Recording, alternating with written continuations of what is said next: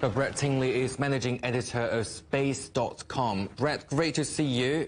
Great to have you on the show. So the rocket hasn't been recovered and connection was lost, as we know. But is this mission deemed as a success?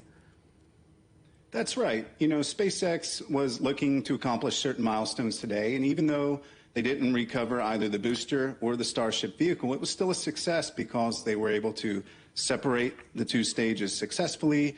They executed a propellant transfer test on the Starship vehicle, and they reached orbital velocity. So according to what they were trying to accomplish, it's still very much a success. And what makes it such a special moment this time?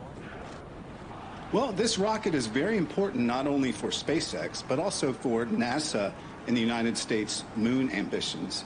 NASA has selected Starship to be the human landing system that will take astronauts down to the surface of the moon and then back up again with its Artemis 3 mission, which is currently scheduled for 2026. So there's a lot riding on Starship's development in terms of America's space ambitions.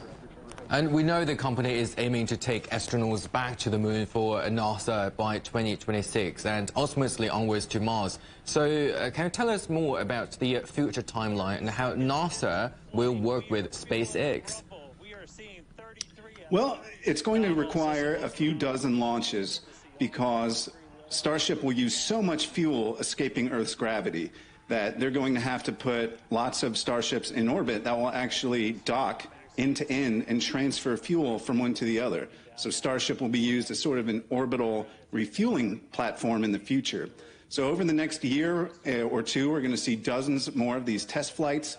Hopefully some of them will be able to recover their boosters, and maybe by 2026 we'll see Starship on the moon. Now, a lot of governmental agencies and even third-party agencies have said, you know, maybe 2026 is too ambitious. It might be a couple more years. So we'll just have to see how this hardware develops as SpaceX continues to test it. And Brett, can we say that the US will get back to the moon? And do you think it is worth it, actually? Is it worth the money?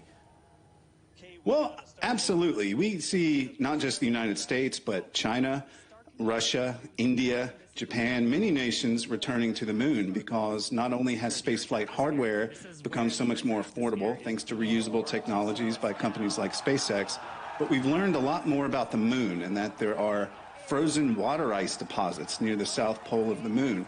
There are resources like the helium-3 isotope in the moon's surface that could be used to create fuels that could maybe then, you know, get us to Mars from the moon. So there's a new economic incentive to reach the moon, both commercial and governmental. And why has it taken so long to get here? Well, again, there hasn't been a big economic incentive until now. You know, the Apollo program that put astronauts on the moon was very expensive, and the Nixon administration in the United States canceled it because, again, it was expensive. We already went there. It was much cheaper to send robotic rovers. But now with these moon to Mars ambitions, you know, it's important to prove that we can land humans back on the moon and then maybe even get them further to Mars. So I think, you know, judging by the worldwide push to return to the moon, I think it is worth it, you know, again, because we have discovered all of these resources on the lunar surface. Thanks, Brett. So that is Brett Tingley, managing editor of Space.com.